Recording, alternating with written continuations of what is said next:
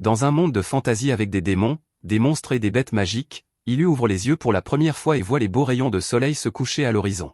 Pendant un moment, il est étourdi, car il n'a aucune idée d'où il est et de ce qu'il fait dans cet endroit étrangement sombre. Soudain, une voix divine en lui s'exprime, affirmant qu'il a été réincarné de sa vie antérieure dans un tout nouveau monde en tant que dragon. Il reste allongé là, choqué, se demandant si c'est une sorte de rêve bizarre. La voix divine explique qu'il a les statistiques d'un œuf de dragon avec à peine des PV, une armure ou d'autres compétences spéciales à parler. Il demande à la voix divine si c'est une sorte de jeu, mais la voix répond que son niveau est trop bas pour des questions comme celle-là, donc soit il peut augmenter ses niveaux soit payer un abonnement mensuel pour accéder au meilleur Ilu. Ilu n'accepte pas la défaite si facilement et demande où diable il est en ce moment et qu'est-ce qu'il est exactement. Mais la voix divine est déterminée à obtenir cet abonnement coûte que coûte et refuse de répondre à aucune des questions. Cela fait perdre la tête à Ilu, tout comme moi quand j'entends parler des prix de la rame, et il se cogne accidentellement et tombe de l'arbre où se trouvait son nid.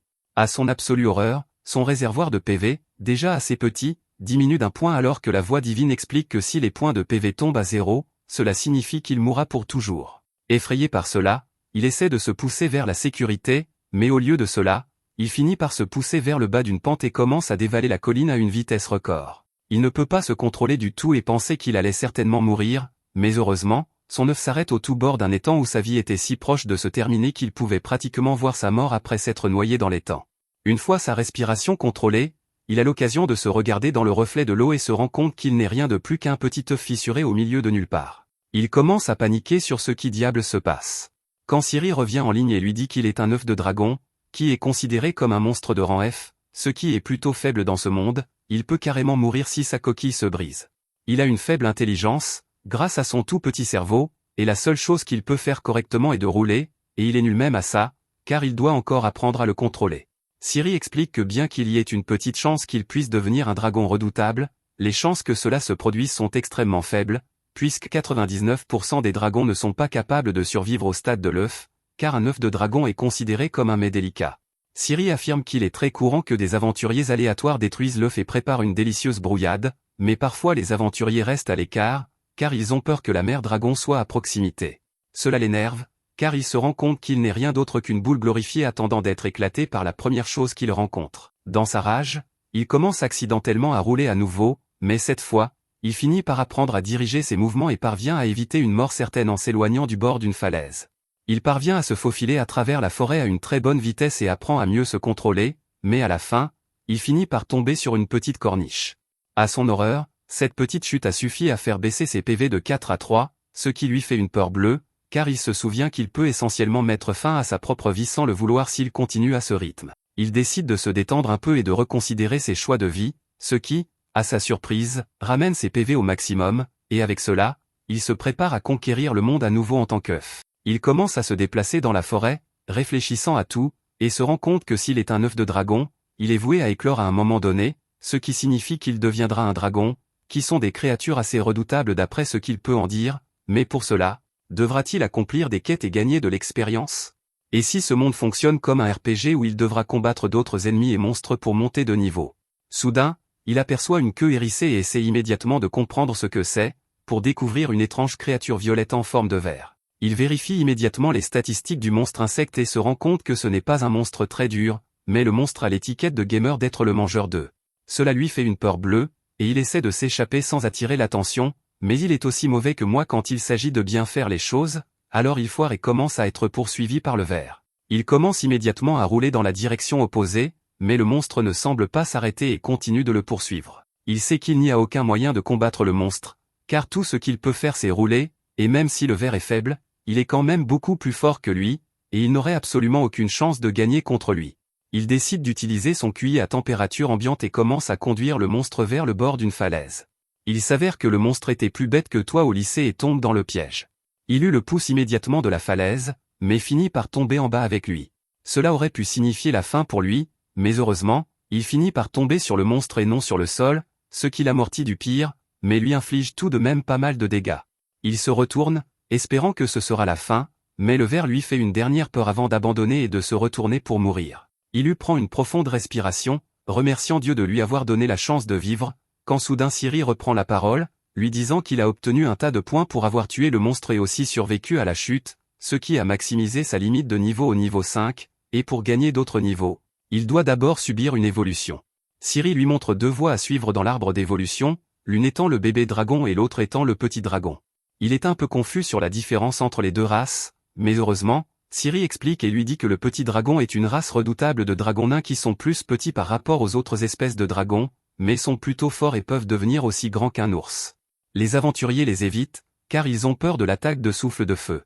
Comparé à cela, le bébé dragon est simplement un bébé dragon, qui est connu pour sa viande tendre et est souvent chassé par les aventuriers et d'autres monstres car ils sont faciles à attraper et font un incroyable ragoût.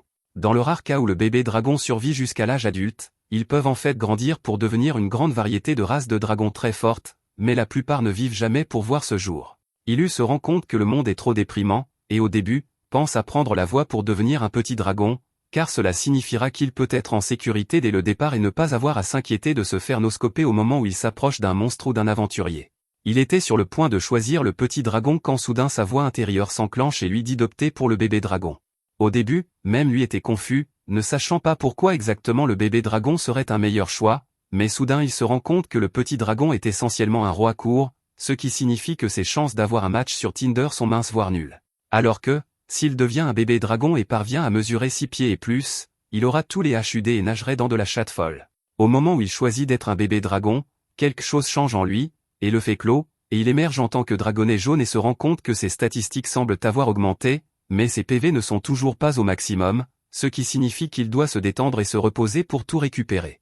Il se tourne vers le ver et le remercie pour son évolution, quand soudain son estomac commence à gargouiller. Cela le rend confus, car il n'est pas Bear Grylls et ne peut pas manger de la merde et pisser pour survivre, mais il pense à tous les usailles qu'il peut gagner avec sa taille, alors il décide d'y aller, car il a besoin de protéines. Il commence à dévorer le ver entier puis prend un long et profond sommeil pour récupérer tous les PV qu'il a perdus. Le lendemain, à son réveil, il pense à son rêve où il était encore un humain et commence à se demander comment exactement il a été réincarné ici et qui il était exactement quand il était un humain. Avant qu'il ne puisse réfléchir à tout cela, cependant, il se retourne pour trouver un tas de monstres verts prêts à l'attaquer. Puisqu'il est maintenant un dragon, cependant, il décide de les affronter et commence à les détruire absolument avec les mouvements qu'il a appris au Daghestan après que son père l'y ait envoyé pendant 2-3 ans et a oublié.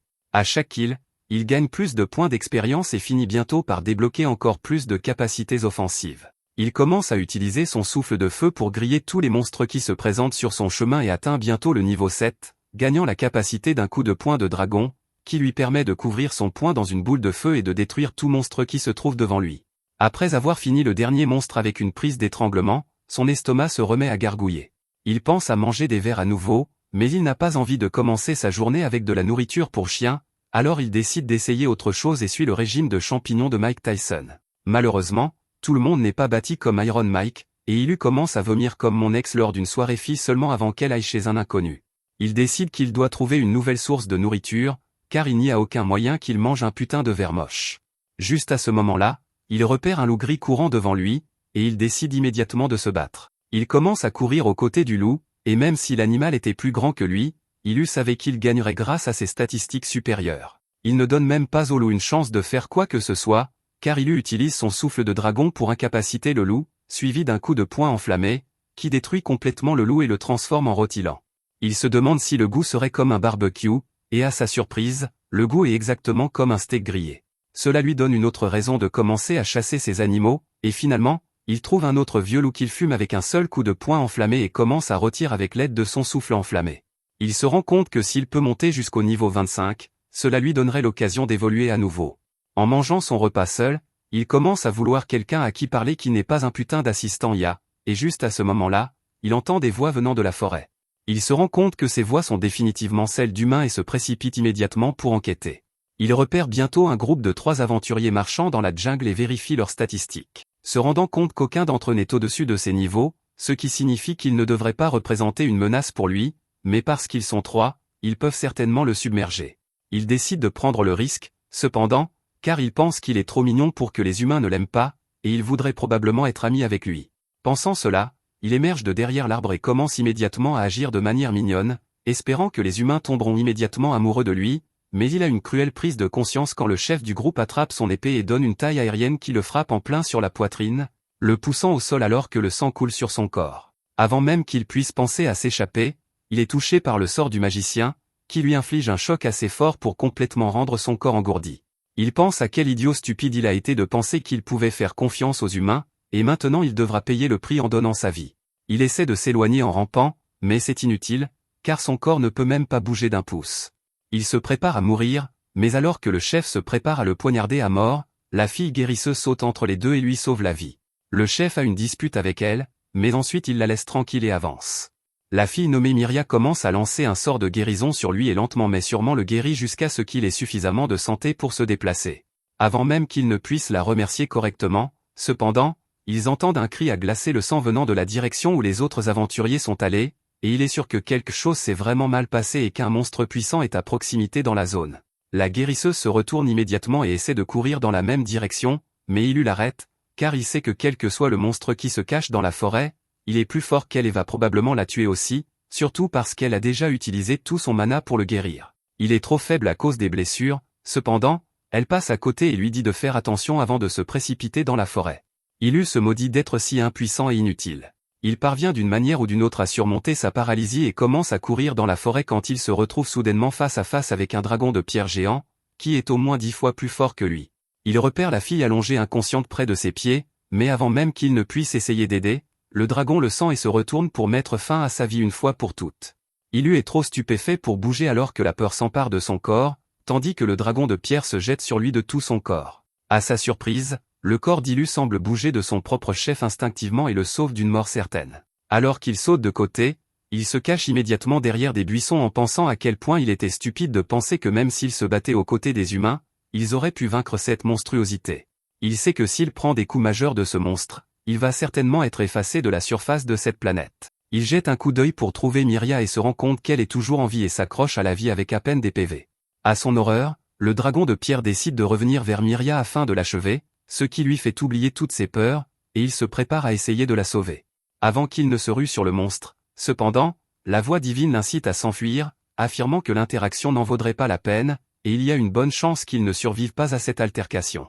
Cela l'arrête dans son élan, car il pense que Ciri a raison, car il n'a aucune compétence ou capacité qui puisse l'aider à faire face à cette monstruosité, et le choix le plus sûr serait simplement de s'enfuir et de vivre pour combattre un autre jour. Avant qu'il ne puisse prendre une décision, cependant, le souvenir de Myria lui sauvant la vie et le guérissant envahit son cerveau, et il décide qu'il ne la laisse pas seule, et qu'il va soit la sauver soit mourir en essayant. Il se rue sur le dragon, et quand le dragon essaie de l'attaquer, il se souvient de ses compétences en tant que fée commence à rouler, ce qui lui sauve la vie, et il saute en l'air avant de cogner un peu le dragon et de créer une certaine distance entre eux. Il vérifie immédiatement les autres humains du groupe et se rend compte que le vieux mage est mort et qu'on ne peut rien y faire, mais l'épéiste semble toujours s'accrocher à sa vie avec une faible marge. Le dragon de pierre recommence à poursuivre Ilu, mais il est bon pour rouler et commence à esquiver le monstre et à le frapper à plusieurs reprises dans l'espoir de gagner du temps et de sauver les aventuriers restants.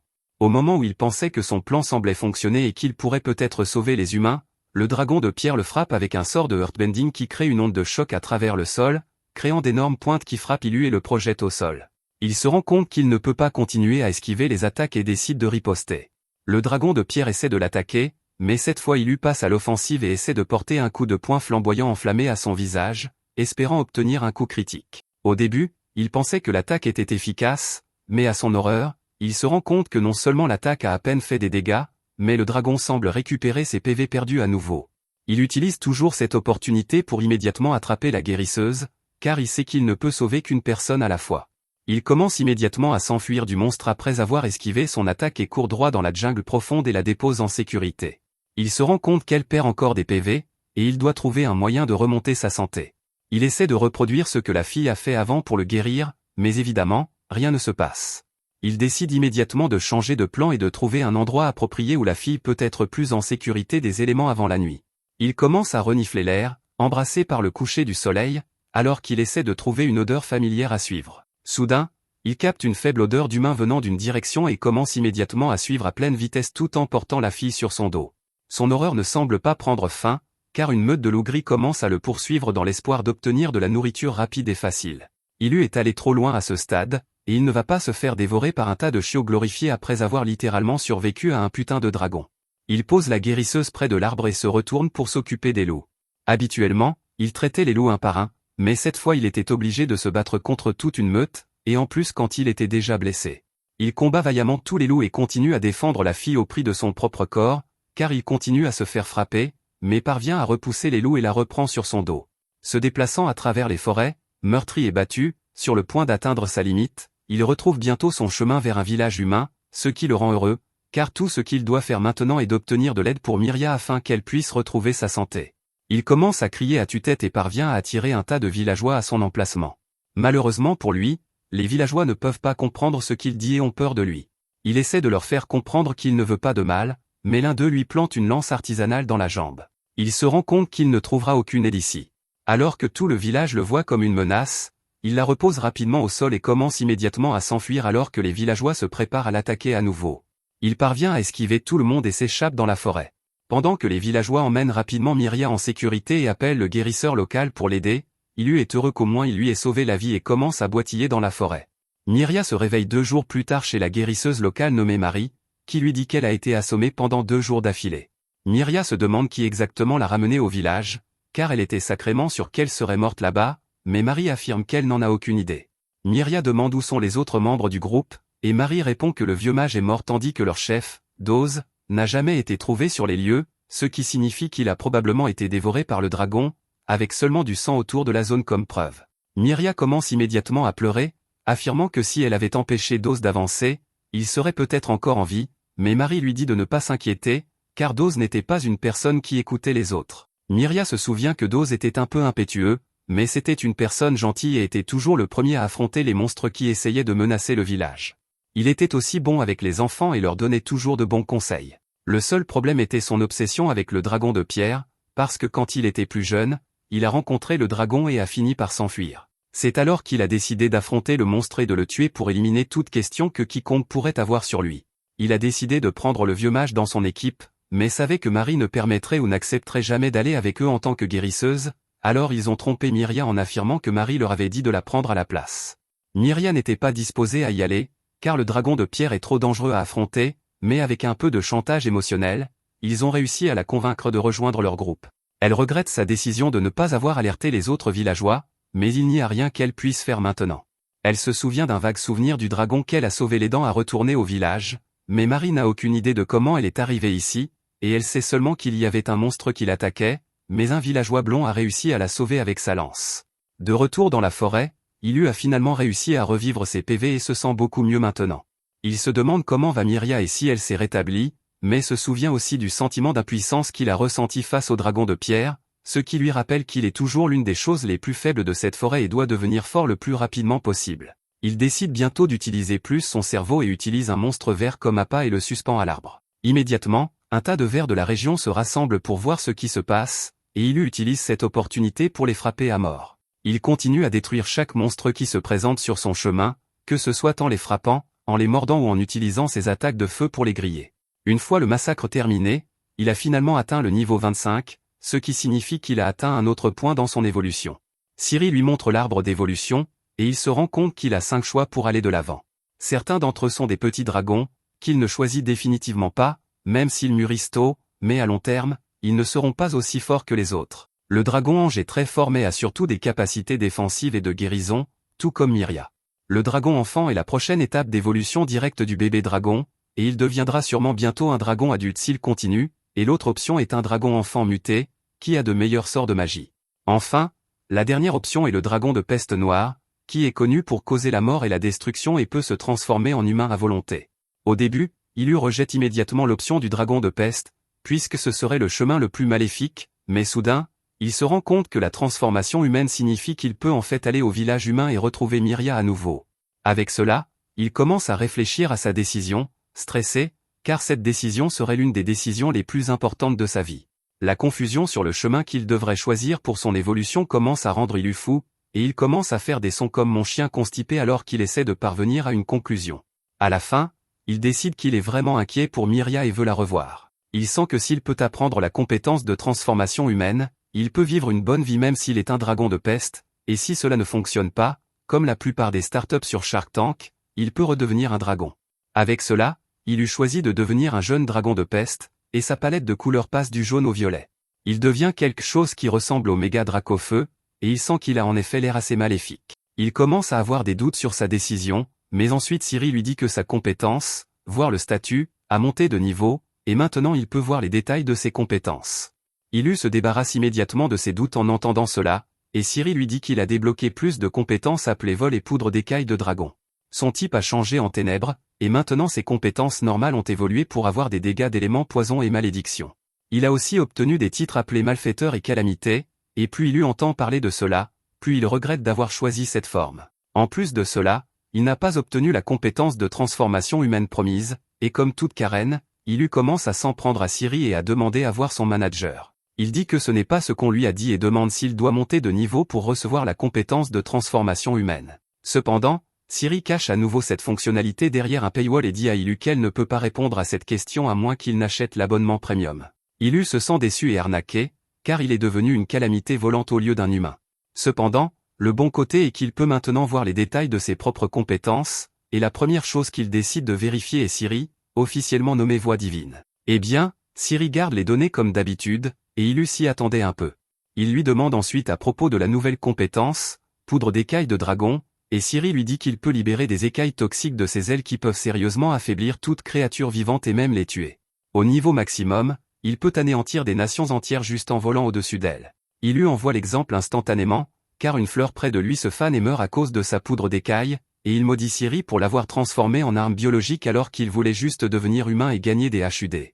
Maintenant il est sûr qu'aucun humain n'essaiera de s'approcher de lui, et commence ensuite à vérifier d'autres compétences qui sont tout aussi redoutables. La compétence suivante est le souffle maladif, qui change son souffle de feu en une attaque qui répand des maladies extrêmement mortelles et peut anéantir des civilisations entières au niveau maximum. Ilu commence à paniquer, parce qu'il ne peut pas être plus prêt pour être un méchant que ça, et se demande s'il y a un moyen de changer son évolution maintenant. Il décide de vérifier ses titres, car il pourrait influencer ses compétences et sa croissance, et Ciri lui dit qu'il a raison. Son premier titre est le petit héros, qui est donné à ceux qui montrent une petite quantité de courage et font la bonne chose face au danger. Cela peut grandement influencer sa direction d'évolution et un jour faire de lui un vrai héros. Ilu est soulagé d'entendre cela, mais ensuite il entend les détails sur ses autres titres. Le titre malfaiteur est pour les méchants qui laissent une montagne de cadavres derrière eux et sont fiers de leur nombre de victimes. Il augmente les dégâts des attaques de type ténèbres et rend difficile l'apprentissage des sorts de magie blanche. Il réduit aussi le taux de récupération et a une grande influence sur son chemin d'évolution. C'est le dernier clou dans le cercueil pour Ilu, et il commence à geindre et pleurer qu'il veut redevenir un bébé dragon. De retour au village, Marie vérifie les pierres de protection placées tout autour du village pour s'assurer qu'elles fonctionnent correctement. Ces pierres créent une barrière qui décourage inconsciemment les monstres d'entrer dans le village, mais elles ne peuvent pas fonctionner contre les monstres à la volonté forte ou les monstres qui ont un but. Miria pense que le dragon qui lui a sauvé la vie doit entrer dans cette catégorie, mais elle n'est pas sûre s'il voulait vraiment la sauver ou si c'était une coïncidence. Marie ne peut pas commenter là-dessus, parce qu'elle n'a pas vu le dragon, mais elle ne veut pas que des monstres entrent dans le village à cause d'une barrière défectueuse. Elle finit de recharger toutes les pierres de protection, et soudain Miria lui demande de lui en apprendre plus sur les monstres. Marie est curieuse de savoir pourquoi Miria est si intéressée par les monstres depuis cet incident. Miria répond qu'elle sent qu'un dragon l'a sauvée l'autre jour, et Marie lui demande si elle développe des sentiments pour un monstre, parce que c'est dégoûtant. Miria panique et dit que ce n'est rien de tel, et Marie décide de laisser tomber. Elle convient que Miria devrait apprendre sur les monstres et commence à expliquer que les monstres peuvent vaincre d'autres créatures pour monter de niveau et évoluer en monstres plus puissants. Les humains ont aussi le système pour monter de niveau et améliorer leurs compétences, mais ils ne peuvent pas évoluer en une nouvelle espèce comme les monstres. Miria est surprise par cela et dit qu'elle n'a jamais entendu cela auparavant, mais cela met Marie en colère, parce qu'elle lui a enseigné tout cela il y a 11 ans. Miria argue qu'elle n'avait que 5 ans à ce moment-là, et 11 ans peuvent ne pas être une grosse affaire pour un elfe, mais c'est beaucoup pour les humains. Marie continue sa conférence, disant que de temps en temps, il y a des personnes spéciales qui peuvent entendre une voix divine, et ce sont elles qui ont découvert le niveau et d'autres choses. Marie dit que les monstres se battent pour survivre, et ils essaient toujours de devenir plus forts à travers l'évolution, parce que cela les aide à vivre plus longtemps.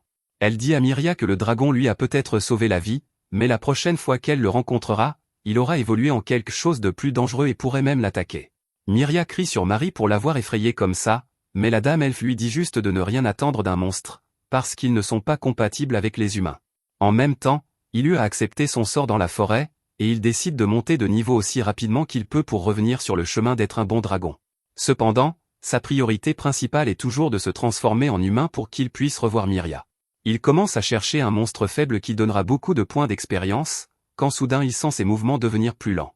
Ilu se rend compte qu'il est couvert de toiles qui le ralentissent, et seulement après cela se rend-il compte qu'il est tombé dans un piège tendu par une araignée. Juste à ce moment-là, Une énorme araignée saute des buissons et siffle vers lui. Il eut panique en voyant qu'elle a des statistiques très élevées par rapport à lui, mais il ne peut pas s'enfuir parce qu'il est piégé. L'araignée éjecte un tas de toiles de son derrière vers Ilu, qui les contre avec son souffle de feu, brûlant la toile et infligeant aussi des dégâts à l'araignée. Cependant, la toile couvrant son corps prend aussi feu, et il roule sur le sol jusqu'à ce que Ciri lui dise qu'il a acquis la compétence résistance aux flammes. Ilu se lève pour combattre et constate que son attaque n'a pas fait beaucoup de dégâts à l'araignée, alors il décide d'utiliser ses griffes paralysantes contre elle, et malgré de nombreuses entailles qui font saigner l'araignée, Ilu constate qu'elle a encore la moitié de sa barre de santé pleine. En plus de cela, le monstre araignée est enragé, et Ilu décide de s'enfuir pendant qu'il est encore paralysé.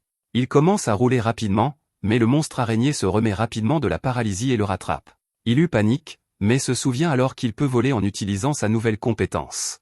Il saute immédiatement aussi au qu'il peut et essaie de s'envoler, mais même un poulet avec une aile peut faire mieux.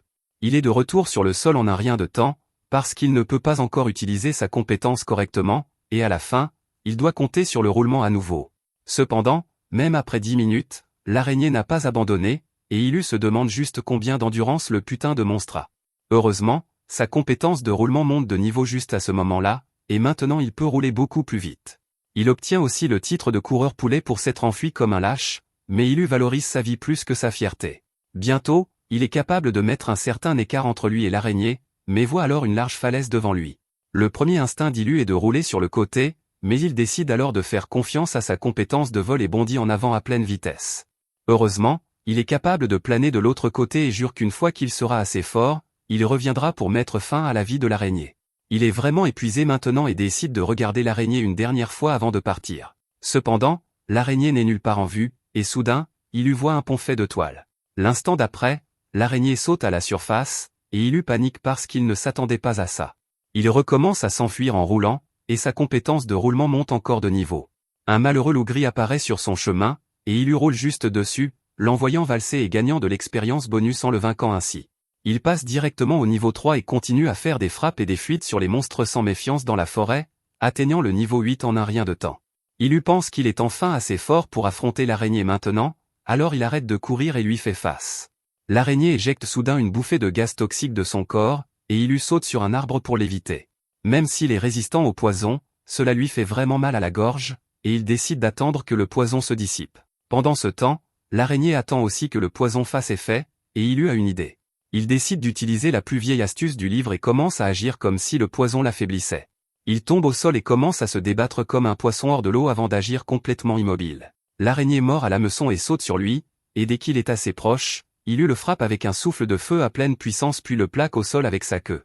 Le monstre araignée est vaincu avec ça, et il atteint immédiatement le niveau 14. Sa compétence de souffle de feu monte de niveau, et il obtient aussi une nouvelle compétence appelée queue de dragon. Il pense que ce sont de bons développements, mais il est plus excité de voir s'il a obtenu la compétence pour devenir humain. Malheureusement, il n'obtient rien d'autre, et sa frustration grandit encore plus intense. À la fin de la journée, il chasse un loup et l'emmène avec lui pour manger et se reposer. En chemin, il trouve une grotte, et après s'être assuré qu'aucun autre monstre ne l'utilise, il décide d'en faire sa base. Il y fait rôtir la viande de loup puis décide d'ajouter le jus de certaines baies qui sentent le poivre noir. Il trouve que le jus de baille rend vraiment la viande meilleure au goût, et il obtient même le titre de Monsieur Chef pour ça. Il sent que le titre a une belle sonorité, et il commence à se demander s'il peut monter son niveau de cuisine et séduire les humains avec sa délicieuse nourriture. Cependant, un seul regard à ses griffes tranchantes et empoisonnées lui fait penser autrement. Il sent qu'il était au moins mignon quand il était un bébé dragon, et les humains le détestaient et le craignaient même à ce moment-là. Maintenant qu'il ressemble littéralement à une menace, il n'y a aucune chance qu'ils osent même s'approcher de lui. Il sent que même Miria ne le reconnaîtra pas maintenant et pense que c'est ce qu'il mérite pour avoir été gourmand et avoir essayé de devenir humain. Il crie vers le ciel, demandant à Dieu de lui donner au moins la compétence de transformation humaine, même s'il continue à évoluer en dragon de peste. De retour au village, Miria apprend d'un vieil ivrogne que Dose est toujours en vie. Elle lui demande avec empressement de lui dire tous les détails, et le vieil homme lui dit qu'il était en train de pêcher quand il a vu Dose marcher dans les bois, l'air épuisé et affamé. Il n'a rien remarqué et a continué à marmonner pour lui-même avant de disparaître dans la forêt. Les autres villageois pensent que le vieux schnock était juste en manque et a imaginé Dose, mais Miria devient pleine d'espoir et va immédiatement voir Marie pour en parler. Elle veut aller dans la forêt pour chercher Dose, mais Marie refuse de la mettre, elle ou tout autre villageois, en danger. Elle fait aussi renoncer Miria à l'idée en suggérant qu'elle parlera à la guilde des aventuriers à ce sujet, mais elle sait à quel point Miria veut sauver Dose s'il est vraiment en vie. Le lendemain, dans la forêt, Ilu se réveille rafraîchi, et il décide de chasser plus de monstres pour monter de niveau rapidement. Soudain, il voit une flaque d'eau bouger devant lui et se rend compte que c'est un monstre qui n'a pas l'air fort. Il décide de le chasser pour farmer de l'expérience, mais alors qu'il essaie de voir ses statistiques, ses yeux commencent à brûler, et Siri lui dit qu'il ne peut pas encore accéder à cette information. Ilu commence à crier de douleur et se demande quel diable est le monstre bizarre qui peut lui faire autant de mal rien qu'en le regardant. Soudain, sa compétence pour voir le statut monte de niveau, et il peut brièvement voir que le monstre Slim a des statistiques ridiculement élevées, et il tombe au sol sous le choc. Ilu se demande quelle sorte de créature a des statistiques aussi folles, quand soudain le monstre Slim le remarque et tire un tentacule dans sa direction. Ilu parvient à s'enfuir juste à temps, et une fois qu'il atteint la forêt, il se rend compte que le Slim effrayant n'avait en fait pas des statistiques si élevées, et qu'il avait mal lu les choses plus tôt. Cependant, c'est trop effrayant, alors il décide de le laisser tranquille pour le moment. Il décide de chercher ses cibles dans une autre direction aujourd'hui, quand il remarque soudain un pot caché dans les buissons. Ilu pense que c'est peut-être bon pour garder des fruits, mais dès qu'il le touche, le pot saute sur lui dans les airs, parce que ce n'est pas un objet mais un monstre appelé Ptori. Ilu voit que ses statistiques ne sont rien de spécial, alors il attaque le Ptori avec un coup de poing de flamme, mais cela ne fait pas de dégâts significatifs. Cela motive Ilu à donner tout ce qu'il a, et il bombarde le monstre d'attaque. Cependant, le monstre pot a atteint le summum du nonchalant, et il récupère des PV en se reposant même quand Ilu l'attaque. Quoi qu'il fasse, la coquille dure du monstre le protège de tous les dégâts, alors Ilu décide de passer en mode créatif. Il jette le monstre dans la rivière, et cela fonctionne, car le monstre coule à sa mort. Ilu obtient les points d'expérience et monte de niveau, mais il obtient un nouveau titre appelé Roi Scélérat, et son titre de malfaiteur monte aussi de niveau. Il se sent mal d'aller encore plus loin sur la voie du méchant, quand soudain un tas de monstres peaux l'entourent. Ilu se rend compte qu'ils sont venus quand le premier monstre a utilisé la compétence de cri pour les invoquer, et ils sont tous vraiment en colère. Ils se regroupent, et Ilu pense qu'ils vont se transformer en une sorte de monstre ultime, mais au lieu de cela, ils se transforment en une autre tour qui a l'air vraiment instable. Ilu vole et attrape le monstre le plus haut avant de le dunk sur la tour et de vaincre tous les monstres d'un coup. Il apprend une nouvelle compétence appelée météorite en faisant ça, avec 600 points d'expérience qui le mènent directement au niveau 30. Ses compétences montent aussi de niveau en conséquence, et il est content de ça, mais malheureusement, les coquilles se cassent après qu'il ait vaincu les monstres, et il n'a pas un seul pot utilisable. Il décide d'utiliser les monstres pour la viande à la place, mais commence alors à penser qu'il a besoin de plus de légumes dans son alimentation. Alors qu'il avance, il voit le ciel violet et des empreintes de pas bizarres venant de près. Ilu devient curieux et suit la direction des empreintes de pas qui le mènent à un ours qui s'occupe de ses propres affaires et se promène. Ilu demande à Siri ses statistiques, et elle lui dit qu'il est trop loin pour voir ses statistiques, mais il peut voir des détails sur son espèce. L'ours est un monstre de rang des plus appelé ours d'argile. Il est fait de boue et est puissant avec un taux de récupération élevé. Ilu se rend compte que le monstre est au même rang que lui, et il se demande s'il peut le vaincre dans un combat loyal. Cependant, la plus grande raison pour laquelle il veut combattre l'ours d'argile est que s'il est vraiment fait d'argile, il peut l'utiliser pour faire des pots et d'autres trucs. Ilu ne peut pas laisser cette chance en or s'échapper de ses pattes toxiques, et il poursuit le monstre ours, qui ne semble pas le remarquer du tout. Il décide de lancer une attaque furtive et bondit sur l'ours d'argile par derrière, mais il se retourne au dernier moment, montrant des pointes mortelles éruptant de sa poitrine. Ilu évite de justesse de se faire poignarder par ses pointes, et il saute en arrière, disant que le monstre ne mérite pas d'être appelé un ours avec ses pointes mortelles. L'ours décide de tomber sur Ilu, qui esquive et le frappe avec une attaque roulante. Il parvient à enlever une bonne partie de sa barre de santé, mais l'ours utilise immédiatement une compétence de soin pour restaurer la barre de santé complètement. Ilu se rend compte qu'il ne peut pas one-shot l'ours, et il ne peut compter que sur des tactiques de frappe et de fuite jusqu'à ce qu'il n'ait plus de mana pour se soigner. Il continue à esquiver les pointes mortelles de l'ours d'argile tout en lui infligeant des dégâts, et quand il pense que son facteur de guérison ralentit, Ilu se rapproche pour un coup final. Soudain, l'ours d'argile crée une tempête de sable autour de lui, et quand la tempête se termine, il a aussi des pointes sur le dos.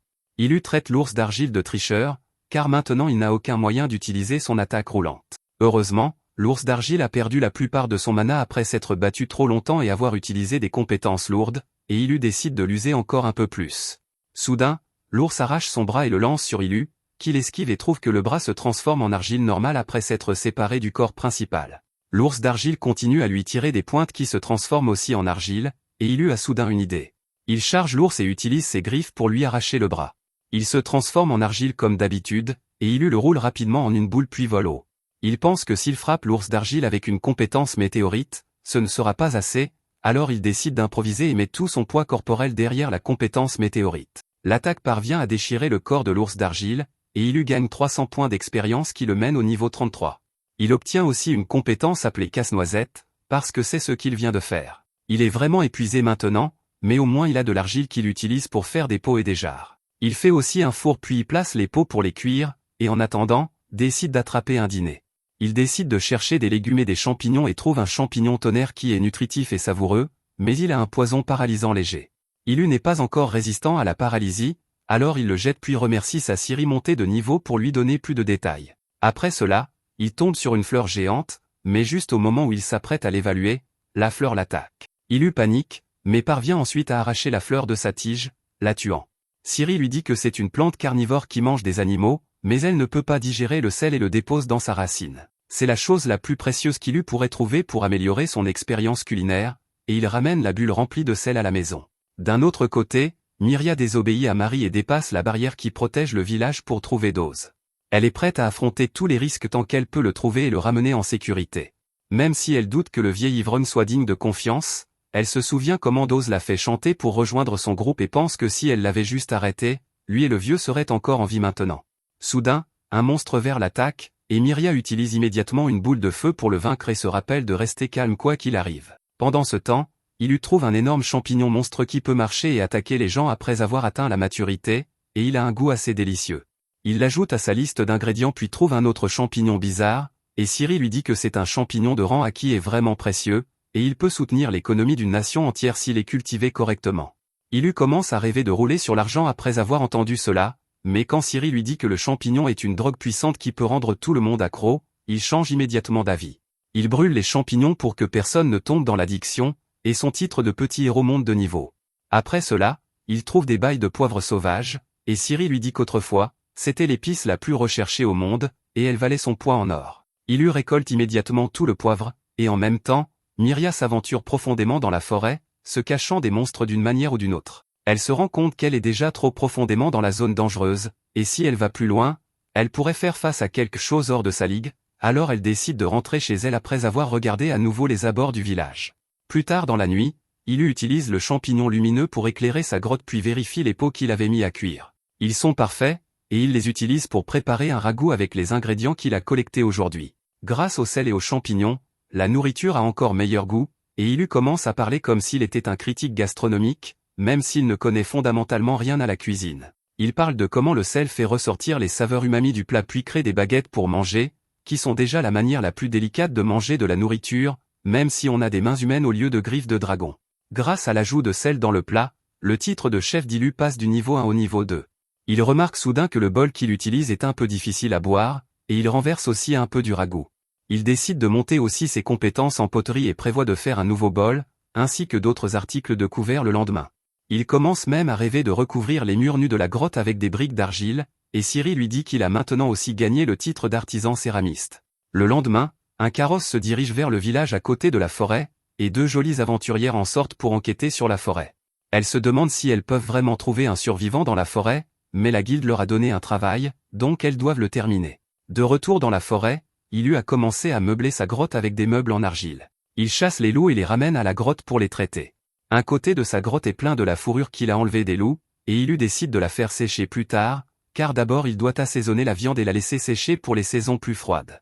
Il est assez satisfait de ses progrès et pense qu'il s'habitue à ce nouveau monde, mais alors qu'il sort pour collecter le jerky de viande, il trouve des singes en train de le manger. Il devient furieux et chasse les singes, mais cela lui fait réaliser qu'il doit trouver une solution permanente à ce problème, où il perdra toutes ses réserves de viande. Il a une idée et décide de fabriquer un poison de haute qualité comme le grand Walter White, pour qu'il puisse enduire le jerky de viande et tuer les singes. Pendant qu'il est occupé à collecter des ingrédients dangereux partout dans la forêt, il réalise soudain que maintenant il peut distinguer les champignons et plantes vénéneux rien qu'en les regardant sans l'aide de Siri, ce qui est la première instance d'humain prenant les emplois de l'IA. Après cela, il tombe sur un champ de fleurs et décide de prendre des fleurs pour décorer sa grotte, parce qu'il devrait y avoir au moins une jolie chose à regarder dans la vie de chacun. Cependant, alors qu'il rêvasse d'une jolie grotte, un petit monstre mignon apparaît devant lui. Il est surpris de le voir et demande à Siri à son sujet. Il apprend que la mangouste mignonne s'appelle la princesse du poison, et toutes ses compétences tournent autour du poison. Il est un peu terrifié par elle, mais le monstre semble aussi effrayé et s'enfuit. Soudain, un morceau d'argile tombe à proximité, distrayant Ilu, et profitant de cette chance, la princesse du poison le mord puis s'enfuit. Ilu ne peut pas comprendre sa stratégie jusqu'à ce que le poison commence à faire effet. Il se sent incroyablement faible et ne peut pas bouger l'épaule où il a été mordu, et Ciri lui dit que sa compétence de résistance au poison a monté de niveau. Ilu réalise que la princesse du poison a un poison beaucoup plus fort que tout ce qu'il a jamais affronté, et il s'évanouit alors que le petit monstre ricane méchamment. Ilu trouve qu'il est atteint d'un poison spécial, mais quand il demande à Ciri ce qui le différencie d'un poison ordinaire, il obtient la même réponse habituelle, il ne peut pas obtenir des informations de si haut niveau pour l'instant. Il essaie de se lever et de quitter l'endroit, mais dès qu'il soulève son épaule, le poison se propage encore plus vite dans son corps. Ilu ressent une nouvelle vague de faiblesse et réalise que sa situation empire au fil du temps. Il se demande s'il y a des plantes à proximité qui peuvent soigner le poison, mais il ne se souvient pas avoir vu quelque chose comme ça. Soudain, il a une idée et décide d'en apprendre plus sur le monstre qu'il a empoisonné, car cela pourrait lui donner des indices sur quoi faire. Ciri lui dit que la princesse poison est un monstre rusé qui empoisonne sa proie puis s'enfuit, attendant qu'elle meure d'une mort douloureuse. Le monstre revient ensuite pour se nourrir de la créature morte, et Ilu pense que cette créature est encore pire que lui. Ciri lui dit que la source du poison du monstre vient des plantes et insectes vénéneux qu'il consomme, mais ses fluides corporels agissent comme un antidote pour qu'il ne meure pas de son propre poison. Le monstre est vraiment intelligent et, chaque fois qu'il est capturé, il utilise l'antidote pour marchander sa vie. Ilu réalise qu'il a juste besoin de capturer la princesse poison pour obtenir l'antidote, mais il n'a pas de méthode infaillible pour le faire. Il décide de tenter sa chance et s'enfuit car il peut encore bouger un peu. Il est sûr que la princesse poison ne laissera pas sa proie s'échapper et continuera à le poursuivre. Il garde ses sens en alerte pendant qu'il court, et voit bientôt le lézard venimeux sauter d'arbre en arbre tout en le suivant. Dès qu'il l'aperçoit, il commence à rouler pour le poursuivre, mais étonnamment, le monstre peut aussi utiliser la roulade. Elle garde ses distances avec Ilu, qui réalise qu'il se dirige tout droit vers la falaise et qu'il pourra coincer le monstre là-bas. Soudain, il heurte quelque chose et s'arrête brusquement. Ilu réalise que la princesse poison lui a tiré une balle d'argile même en roulant, et il est discrètement impressionné. Cependant, il reprend immédiatement la poursuite et continue d'avancer même lorsqu'il est touché par des éclats d'argile. Sa compétence de roulade monte de niveau en conséquence, lui permettant de rattraper le lézard venimeux, et il la projette en l'air, pensant qu'il n'a plus qu'à l'attraper.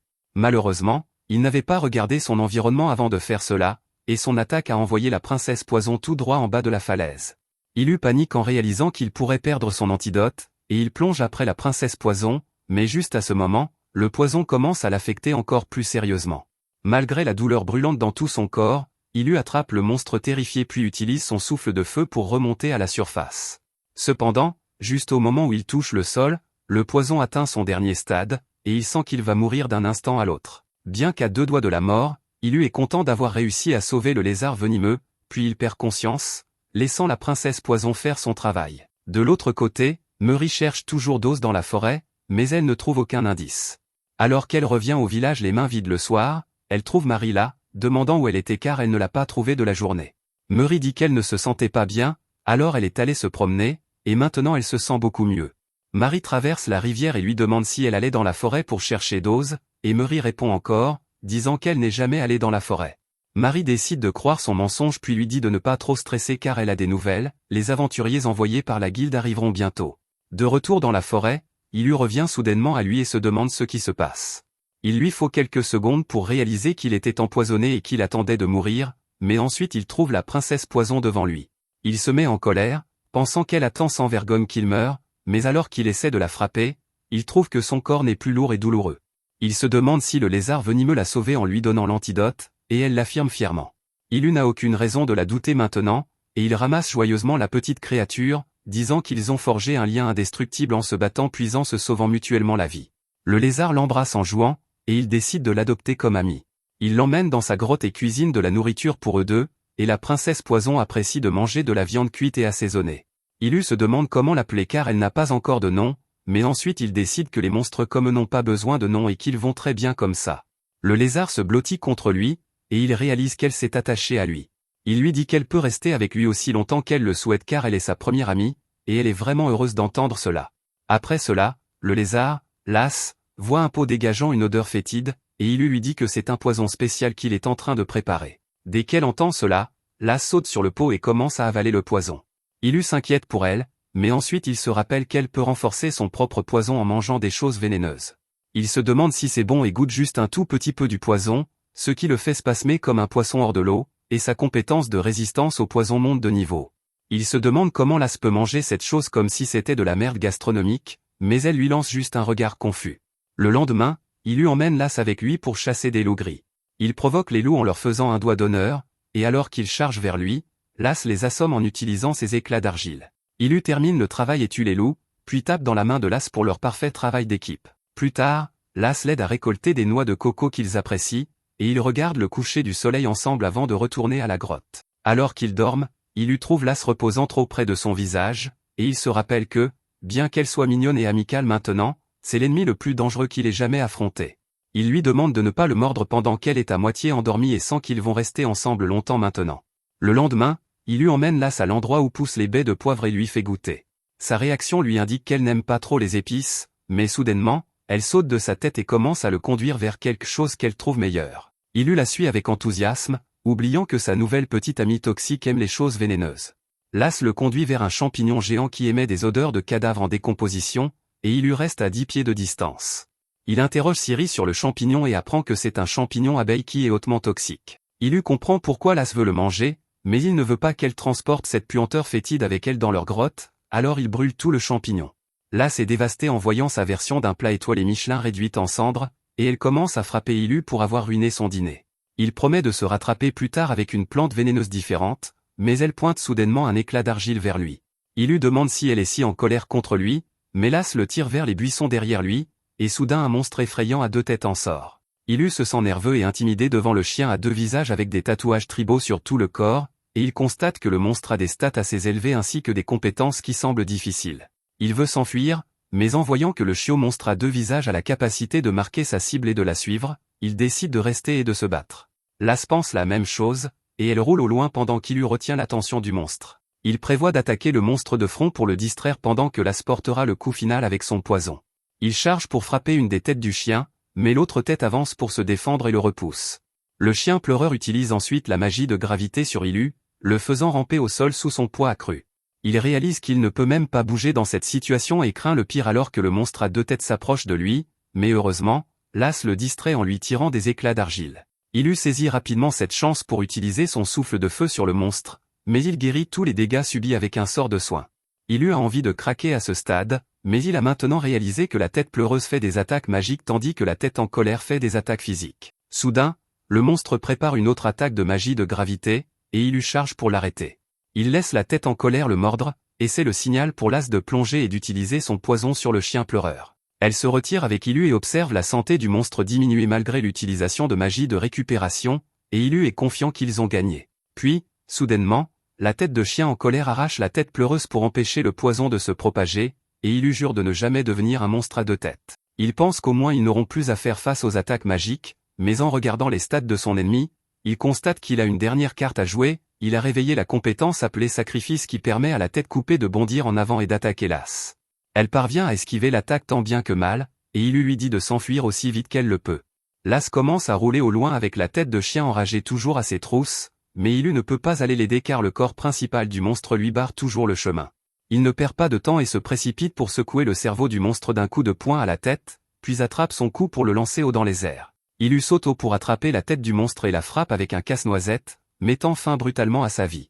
Maintenant, il s'inquiète pour l'as et espère qu'elle va bien car il ne veut pas perdre le seul ami qu'il ait dans ce monde. Il commence immédiatement à la chercher et trouve bientôt une flaque de sang qui l'inquiète extrêmement. Il commence à appeler l'as et à demander si elle est à proximité, et elle répond à ses cris hurlants en sortant des buissons, gravement blessée et faible. Le cœur d'Ilu se serre en la voyant ainsi, et juste à ce moment, la tête coupée du monstre chien charge vers elle pour en finir. Cette fois, Ilu est là pour la protéger, et il repousse la tête du monstre d'un coup de pied avant de la réduire en fine pâte à coups de poing furieux. Une fois qu'il a terminé de se venger pour l'as, il retourne vers elle et la tient doucement dans ses bras. Il est content qu'elle soit toujours en vie malgré ses blessures et se met à pleurer, pensant qu'il aurait tout perdu s'il l'avait perdu. L'as lèche faiblement ses larmes pour le réconforter, quand soudain Siri dit à Ilu qu'il a reçu des points d'expérience pour avoir vaincu le monstre et a monté de niveau.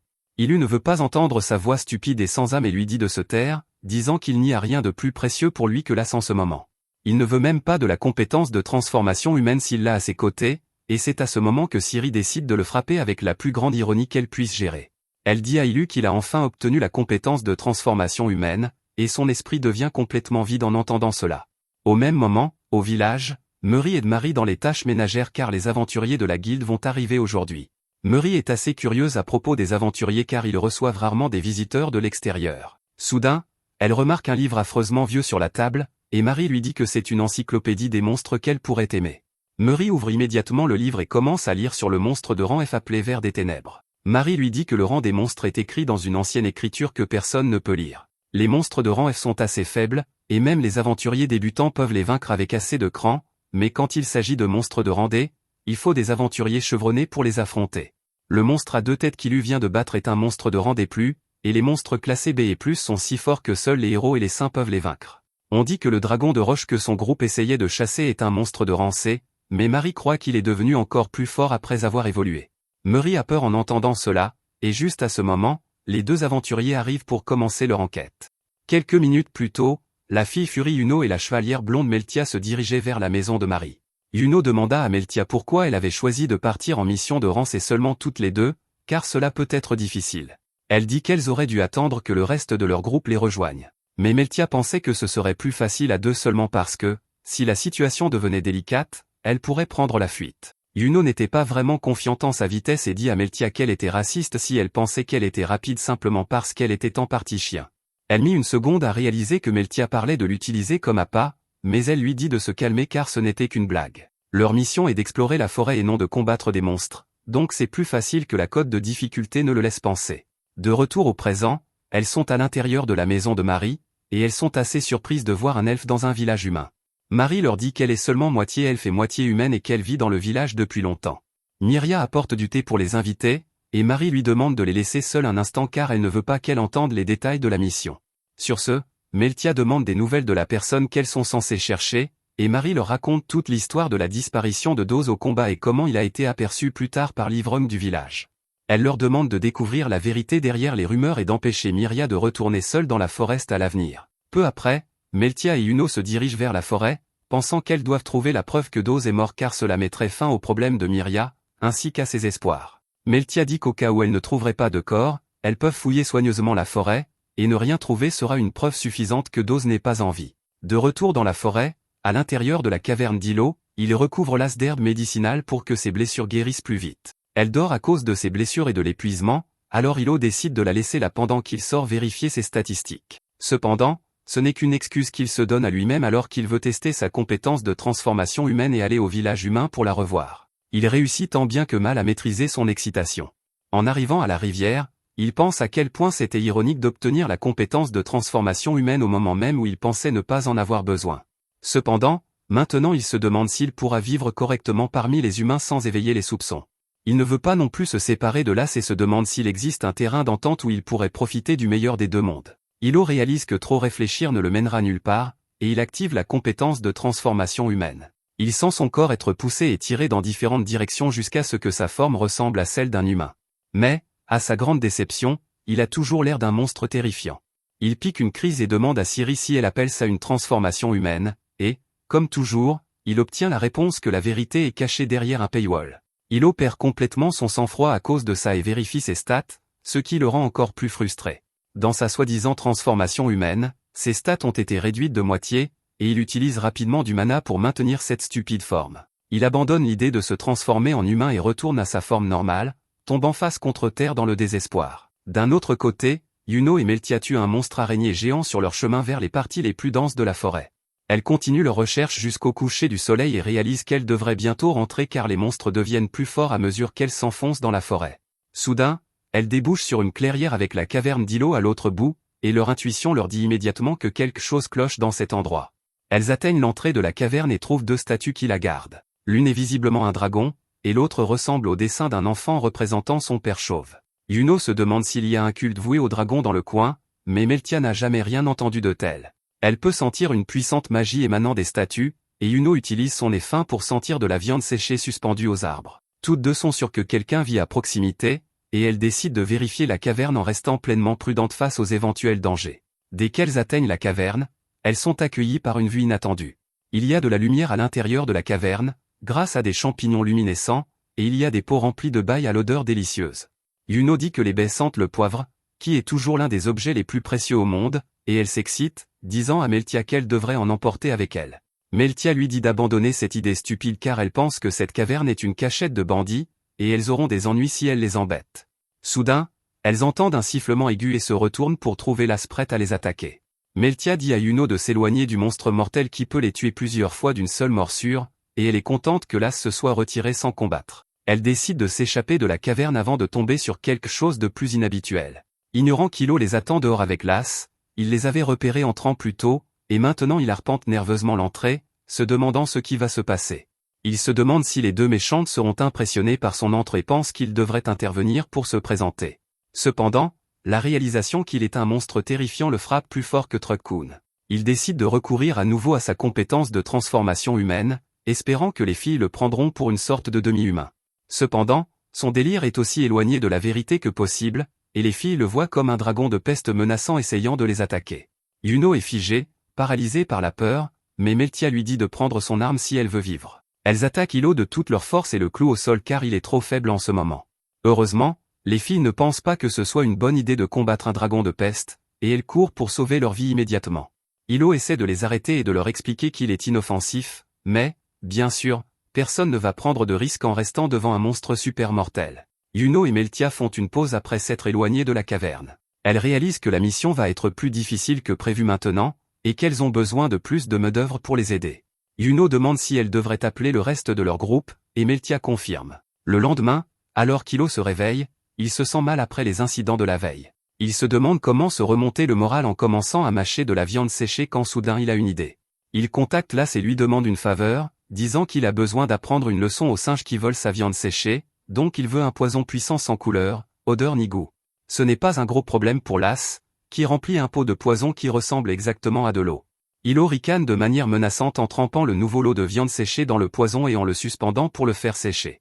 Il attend que les singes se montrent avec impatience, mais ils prennent tout leur temps. Hilo et l'as font une sieste en attendant, mais bientôt ils entendent les cris hideux des singes. Hilo se réveille pour découvrir qu'un singe a mangé la viande séchée empoisonnée, et maintenant il écume de la bouche tandis que ses amis essaient de le réveiller. Hilo est satisfait par cela, mais il sait que ce n'est pas suffisant pour conclure l'affaire. Lui et l'as attaquent les singes, qui s'enragent et encerclent Hilo pour lancer une attaque combinée. Hilo a aussi une attaque combinée, et il donne le signal à l'as, qui tire des éclats d'argile sur les singes, les prenant par surprise et donnant à Hilo la chance de les frapper avec sa queue. Cependant, les singes n'ont pas dit leur dernier mot, et ils émettent un sifflement aigu qui étourdit Hilo et l'as. Ils se demandent quel genre de compétences ils utilisent, et la réponse devient évidente lorsqu'un singe géant et puissant arrive en courant vers leur position. Hilo réalise que les singes savent qu'ils ne peuvent pas gagner, alors ils ont appelé leur chef, qui a l'air coriace et menaçant. Il vérifie les statistiques du monstre et découvre qu'ils sont à égalité, mais le singe-chef a des compétences pour renforcer ses sbires. Alors que le singe-chef commence à utiliser ses compétences pour renforcer les singes, Hilo essaie de terminer le combat rapidement en le frappant avec une attaque de feu. Malheureusement, il est trop tard, et les singes sbires utilisent leurs compétences ensemble pour créer un énorme mur qui bloque son attaque. Ils encerclent Hilo et commencent à l'attaquer de tous les côtés, et ils trouvent difficile de suivre leur vitesse et leur force accrue. L'as essaie de le soutenir en attaquant les singes, mais le singe-chef l'attrape et la jette contre un arbre. Hilo réussit tant bien que mal à l'attraper mais découvre qu'elle a été assommée. Il réalise que plus le combat dure, plus il aura de problèmes. Il décide de revenir à l'essentiel et demande à Siri de lui en dire plus sur le singe-chef. Siri lui dit que l'orang-outan géant est un monstre classé des plus qui a évolué après avoir vaincu l'ancien alpha du groupe. Les orang-outans prennent l'évolution par le combat très au sérieux, et ils connaissent beaucoup de compétences de soutien pour aider leur clan. Hilo ne pense pas que cette information l'aide en quoi que ce soit, mais ensuite il vérifie à nouveau les compétences de l'orang-outan chef et découvre qu'il a la compétence télépathie. Il décide d'essayer de lui parler avant de se battre, et pour cela, il prend le singe inconscient en otage. Les autres singes essaient de riposter, mais leur chef les arrête et utilise sa compétence de télépathie pour parler directement dans le cerveau d'Hilo. Il s'intéresse à Hilo après avoir réalisé qu'il peut voir ses statistiques et lui demande ce qu'il veut. Hilo lui dit que le singe inconscient a été empoisonné et que, si rien n'est fait, il va sûrement mourir. Cependant, l'as peut lui donner l'antidote, et Hilo veut utiliser cela comme monnaie d'échange pour que le singe-chef se retire. Cependant, le singe-chef répond qu'Hilo est une trop grande menace pour être ignoré et qu'ils le tueront ici avant qu'il ne puisse devenir encore plus fort. Hilo lui dit que, dans un combat sans merci, tout le monde mourra, mais le singe-chef est prêt à cela car la philosophie de leur clan est de laisser les faibles mourir au combat pour que les forts puissent survivre et prospérer. Hilo réalise qu'il ne peut pas négocier avec le chef singe maintenant, mais ensuite il a une autre idée. Il le défie en duel en tant que chef de son clan. Le chef singe dit que les duels n'ont lieu qu'entre chefs de différents clans de singes ou lorsqu'un alpha est contesté. Même s'ils n'ont jamais eu de duel contre une autre espèce de monstre, le chef pense que les mêmes règles peuvent s'appliquer. Il accepte le défi d'Hilo et dit qu'un duel est une chose sacrée, donc personne n'interviendra à moins qu'un vainqueur ne soit déterminé. Sur ce, Hilo demande à l'as de donner l'antidote au singe empoisonné, et dès qu'elle le fait, les singes l'attrapent ainsi que le singe inconscient. Hilo leur demande ce qu'il fabrique, et le chef singe explique qu'il s'assure juste que l'as obéisse aux lois du duel, et une fois le combat terminé, elle sera libérée. Les deux combattants s'avancent avec cela, et dès que le duel commence, le chef singe commence à submerger Hilo de coups puissants. Hilo commence à rouler pour esquiver ses attaques, et le chef singe lui dit de faire preuve de courage et de se battre dans le duel qu'il a commencé. Hilo réalise qu'il ne peut pas courir éternellement, alors il commence une contre-attaque et roule vers le chef, le repoussant. Il saute ensuite et le frappe avec un coup de queue à pleine puissance, faisant craquer le sol sous ses pieds. Hilo atterrit de nombreux coups sur la tête du chef singe, le laissant dans un état de confusion. Il décide de saisir la chance pour l'achever, mais le chef singe crée un mur de roche pour le bloquer. Il monte ensuite sur le mur et utilise une compétence pour mettre tout son mana dans son agilité. Le chef singe est maintenant beaucoup plus rapide, et il tabasse Hilo, qui ne peut même plus prévoir ses mouvements. Après s'être fait claquer au sol, Hilo décide d'aller dans un combat au point frontal. Il nargue le chef singe, lui demandant de l'affronter directement s'il n'a pas peur, et cette provocation fonctionne sur le singe fier. Hilo et le chef singe chargent l'un vers l'autre et commencent à se donner des coups de poing comme dans un bon vieil épisode de Baki. Leurs coups de poing puissants ébranlent toute la forêt, et l'as regarde le combat avec avidité aux côtés des singes. Après quelques minutes, les deux combattants sont épuisés et blessés, et Hilo réalise qu'il n'a plus beaucoup de force. Il décide de tout mettre dans son dernier coup de poing et réussit à frapper le chef singe en premier. Il sent qu'il a gagné alors que Siri lui dit que sa compétence coup de poing du dragon a augmenté de niveau. Mais juste au moment où il s'apprête à se réjouir, le chef singe atterrit une contre-attaque finale, le mettant à terre. Les deux chefs de clan tombent face contre terre, et quand Hilo ouvre les yeux, il voit l'as sur lui tandis que Siri lui dit qu'il a vaincu l'orang-outan chef et obtenu le titre de chef de clan. Mais c'est là que cette vidéo se termine. N'oubliez pas d'aimer et de vous abonner à la chaîne.